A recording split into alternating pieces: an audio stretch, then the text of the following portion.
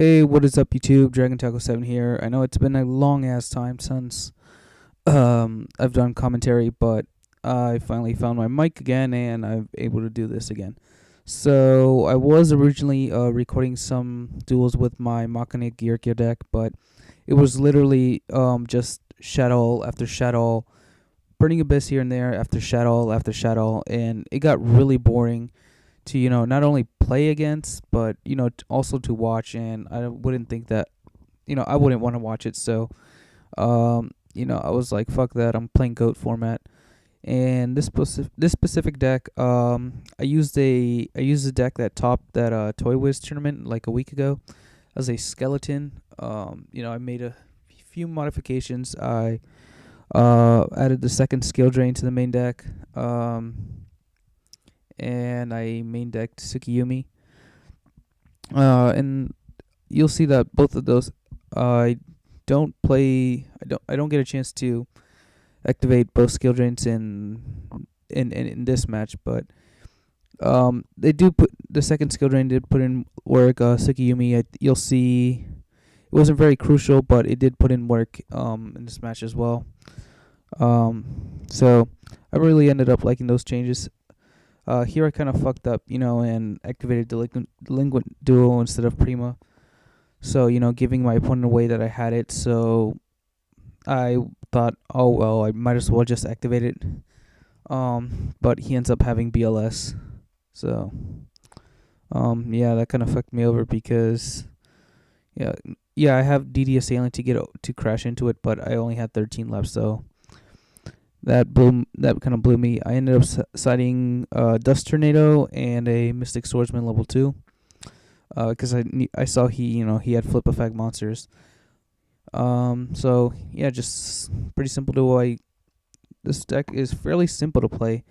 A lot easier than Goat format. Goat Control. Goat Control does take more skill. Probably why I'm playing this deck. I didn't play competitively at this time, so I didn't know what the meta was like. Here, you just summon a beat stick. You can set a back row and pass. But it does have a very good matchup against Goat against Goat Control. So simply because Goat Control can't deal with Berserk Gorilla. Not everybody plays Jinzo, and so it just gets over Air Knight. And probably the only other outs would be Mirror Force, Torrential, Vortex, and Thousand Eyes restrict. Yeah. So yeah, let's just say he sets the Reaper, but I have Snatch Seal, so that ends up winning me the game. Side in here Kaiku for a Dust Shoot. Didn't really know what to side out, but Dust Shoot, I really wanted to put in that Kaiku because I didn't want him sacking me with BLS, and Dust Shoot's not as good when you're going second. Yeah, so Bahamut Shark, the point of Bahamut Shark, if you don't know, is to abuse your Premature Burial and your Call of the Haunted.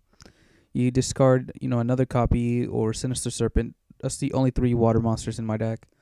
But Serpent is searchable by Sangan. So just to you can bounce your call, bounce your Prima, and because Sinister Serpent is essentially a free discard, you're getting infinite pluses. I was able to pull that off in the first game, but I still ended up losing because of my stupid mistake of activating Delinquent Duo. So here, you get to see the power of Skill Drain. Heavy Storm was at 1, MST was at 1, so not very many outs to it. There was Dust Tornado, but most people only main decked 1, so not very many outs. And I don't know why he kept setting a monster. He had 3 goats, so there was no way I was gonna get past those in one turn, and I thought it was just pretty stupid of him to 2 monsters. Unless he was, just hoping to top deck into BLS, but he saw I had back row, so you kind of have to assume that I have an out to that too. Here he summons Deco, attacks the Serpent, but I'm not going to take the risk of, hitting some damage. So, switch the Serpent to defense mode and just attack with Gorilla.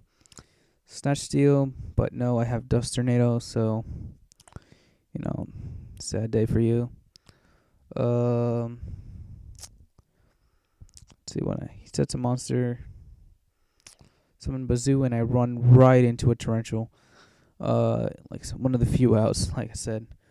That was pretty stupid, but I had Mirror Force, so I was kind of reckless. Here he primas for Dekoichi, the biggest monster in his graveyard. I didn't Mirror Force because I had Tribe. So here he's gonna sack for Jinzo, and after doing so, he's gonna take a while to decide what he's gonna do because Skill Drain was on the field first. It negates Jinzo's effect, not the other way around. So he ends up attacking, and that cost him the game.